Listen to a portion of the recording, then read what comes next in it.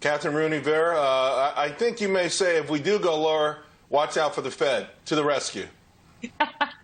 Yeah, Charles, you know me by now. Look, Phil's right, but I think that the message that I would like to convey to your audience today is that there's a lot of guys I talk to every day, all day long, that have a ton of cash on the sidelines. We saw that cash come roaring into the markets today, and that shouldn't have been a surprise to many people. So when there's a comfortable correction, 3 to 5%, you should expect to see that cash. It's been, in breathless anticipation, waiting for its chance to get in.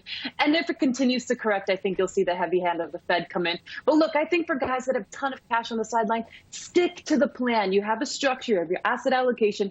Go in, dollar cost average, little by little, without emotions, without fear, without greed.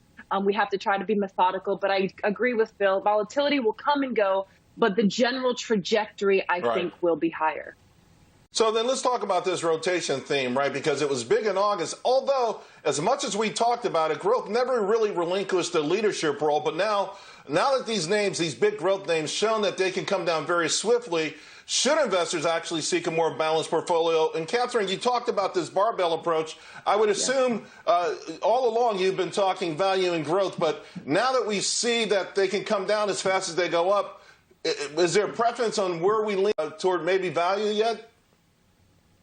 I think that this broadening out is the right method of looking at it, rather than a rotation of broadening out. And I think that's right. So what you want to be doing is, if tech sells off 10%, that's a great opportunity. Get some tech, right? But also have a utilities position, have a gold position, have a tips position.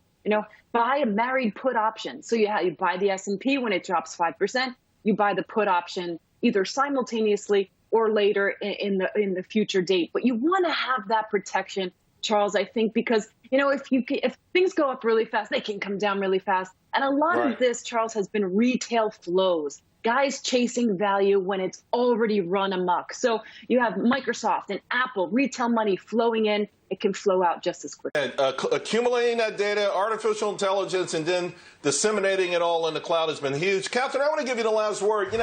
Warren Buffett has done, listen, obviously he's an amazing investor, but more recently, a lot of folks think that these are the younger guys that he's bringing into his operation more so than him.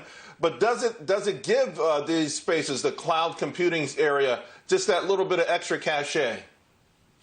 It does, but let's also remember that Warren Buffett also dabbled in the energy space back in July with purchase in Alerian, and that has underperformed since. Look, I think these are important topics to discuss, but let's also look outside the country. Emerging markets have a very high carry and a lot of return. So if we're looking for return in a low interest rate world, I guarantee the flows are going to be headed that way. So beyond U.S., let's start to look at returns in the emerging